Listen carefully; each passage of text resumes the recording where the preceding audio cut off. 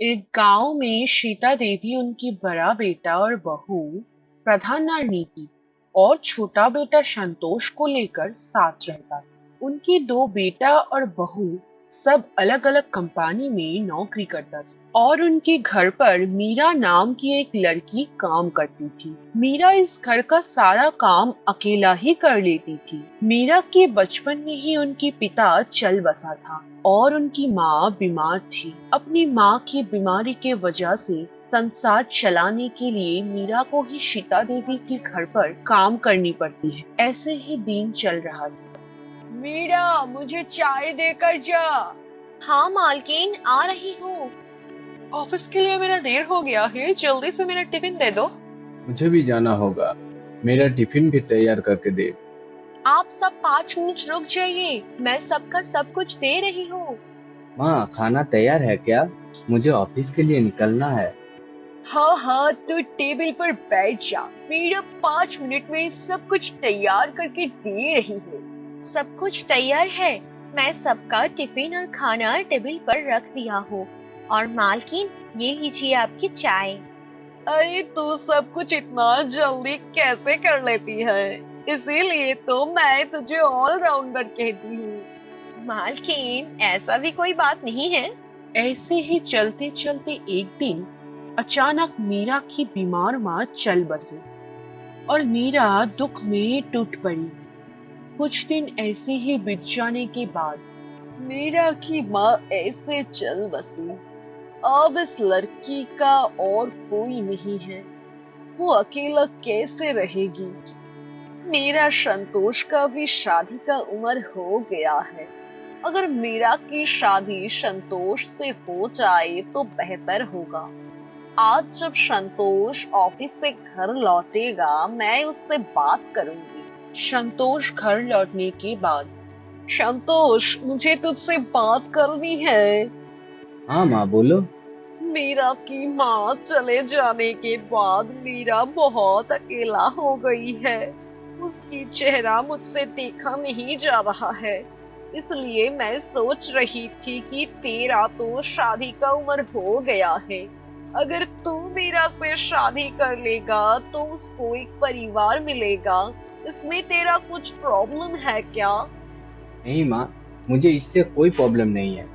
मीरा को तो मैं इतने सालों से देख रहा हूँ। वो बहुत अच्छी लड़की है। मैं उससे शादी करने के लिए सहमत हूँ। तुम शादी का बंदोबस्त करो। वाह, तेरा ये बात सुनकर मैं बहुत खुश हुई। दरअसल तेरा भैया और भाभी को घर लौटने दे, मैं उन दोनों से भी इसके बारे में बात कर लूंगी। कुछ देर बाद प्रधान और नीति ऑफिस से घर लौट आए। तब बहू और प्रधान, मुझे तुम दोनों से कुछ बात करनी है। हाँ माँ जी, बोलिए, क्या बोलना है?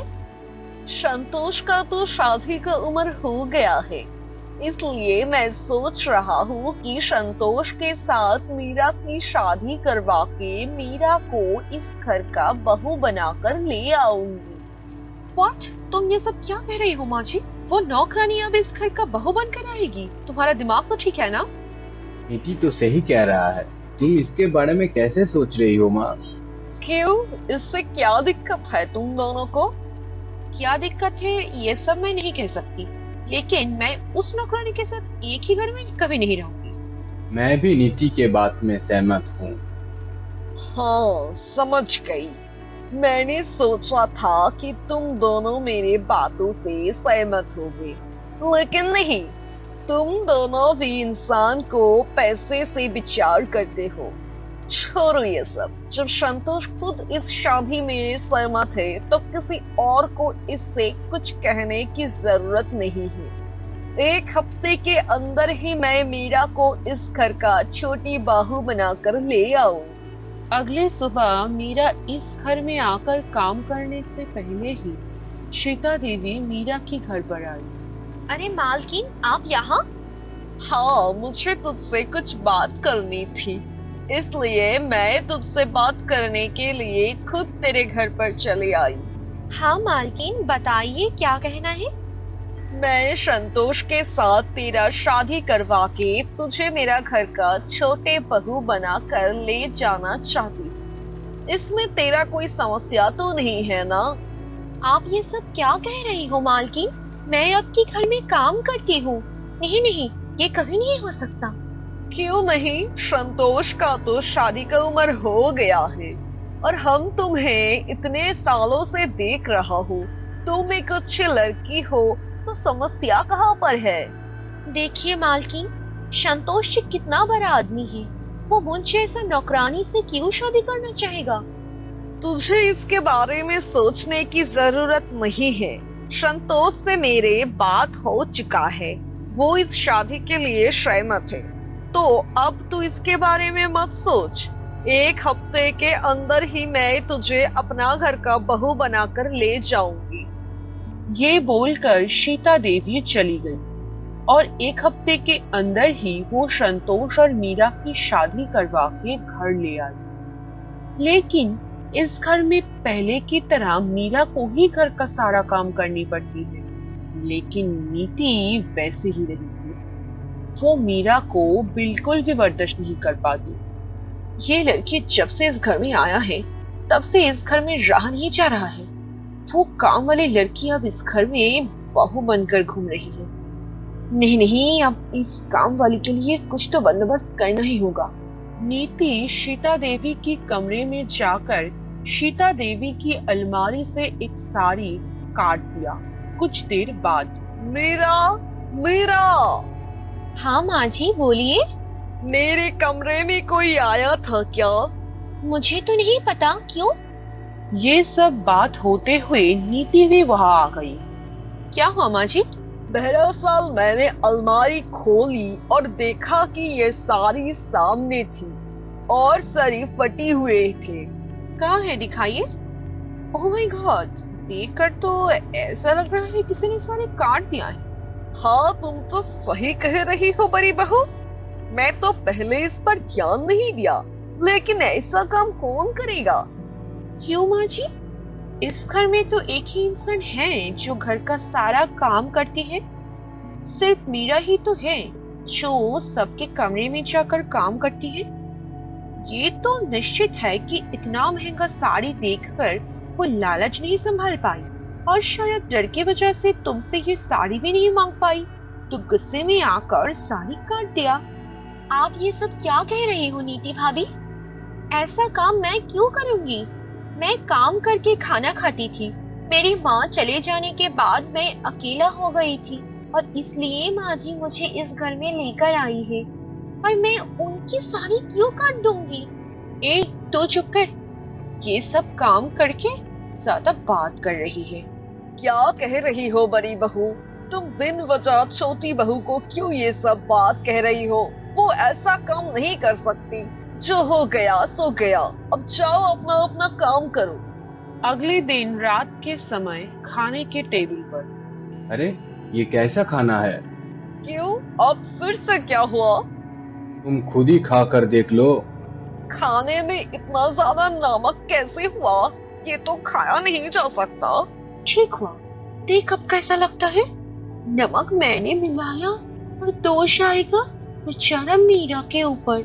मीरा जब खाना बना रही थी तब वो कुछ देर के लिए रसोई से बाहर गई थी। उस वक्त नीति रसोई में आकर खाने में बहुत सारा नमक मिला दी थी। सारे दिन बिताकर ऑफिस से वापस लौटने के बाद ये सब घटिया खाना खाना पड़ेगा क्या? या मीरा, खाना पकाने के समय तेरा दिमाग कहाँ रहता है?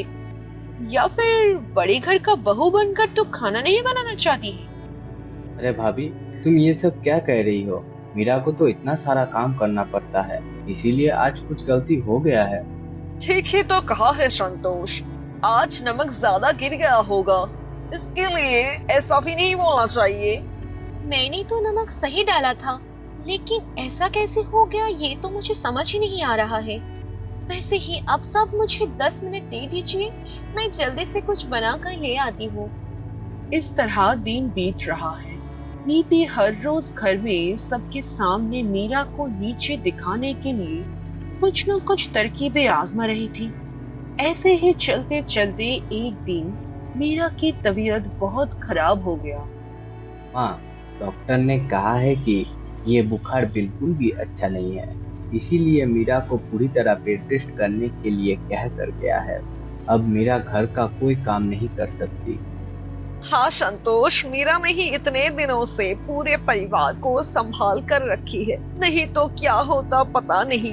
वैसे भी अब तो हमेशा छोटी बहू के साथ रहना और उसकी ख्याल रखना। सीता देवी नीति के घर पर गई। बड़ी बहू, अब कुछ दिन तक घर का सारा काम तुम्हें ही करना पड़ेगा, क्योंकि छोटी बहू अब बीमार है। अब वो कोई काम नहीं कर सकती। मैं अब ऑफिस जा रही हूँ और तुम मुझे घर का काम करने के लिए बोल रही हो? मैं घर पर बैठ बैठ के खाना नहीं खाती हूँ। मुझे ऑफिस जाना पड़ती है और बहुत सारा काम भी करना पड़ती है। घर का ये खाना पकाना और बर्तन धोना मेरा काम नहीं है। जब तुम खाना ही नहीं बना पाओगी तो आज से घर का सभी लोगों का खाना भी बंद है। क्यों? मैं ऑनलाइन में खाना ऑर्डर कर रही हूँ, तुम सब खा लो। बड़ी बहू, हर दिन बाहर का खाना नहीं खा सकता हूँ हम सब। ठीक है, आज का दिन ऐसे चला लूंगी, लेकिन कल से तुम ऑफिस जाने के पहले खाना बनाकर और सारा काम खत्म करके जाओगी और रात को वापस घर लौटकर खाना बनाओगी, जब तक छोटी बहू ठीक ना हो जाए। आज का दिन ऑनलाइन ऑर्डर किया हुआ खाना खाकर बीत गया। अगले सुबह नीति एक एक करके घर का सारा काम करने लगी। पहले उसने झाड़ू लगाया, फिर बर्तन धोया, फिर वो रसोई में गई खाना बनाने के लिए। ओफो, मैंने अपने जिंदगी में कभी ये सब काम नहीं किया और अब मुझे मीरा के लिए खाना बनाना पड़ रहा है। जब वो ठीक हो जाएगी तब उसको मैं इतना काम कर पाऊंगी कि ये वो सोच भी नहीं सकती। इस तरह वो 2 दिन तक घर का सारा काम किया और ऑफिस भी गई। नीति ऑफिस में बैठकर टिफिन खाने के वक्त, मुझे बिल्कुल भी अच्छा नहीं लग रहा है। सिर्फ 2 दिन घर का काम करने के बाद ही मेरा ये हालत हो गया। मीरा हर रोज ये सारा काम अकेले ही संभालती है और मैंने इस मीरा के साथ ही इतना कुछ गलत किया है। नहीं नहीं, मैं आज ही घर जाकर मीरा से बात करूंगी। ऑफिस से घर लौटकर नीति मीरा के कमरे में गई। अब तुम्हारी तबीयत कैसी है मीरा? अरे नीति भाभी, आप इस कमरे में क्यों नहीं आ सकती हूँ क्या? अरे नहीं नहीं, आप इस कमरे में कभी नहीं आते हो इसलिए। मान लो कि अब से रोज आऊंगी और हम दोनों बैठकर बात भी करूंगी। सच में? हाँ मीरा, मैं तुम्हारे साथ बहुत बुरा किया है, मुझे माफ कर दो। आप ये सब क्या कह रही हो नीति भाभी? तुम्हारी बीमारी मुझे बहुत कुछ सिखाया है। तुम इतना मेहनत करके घर का सारा काम अकेला करती हो।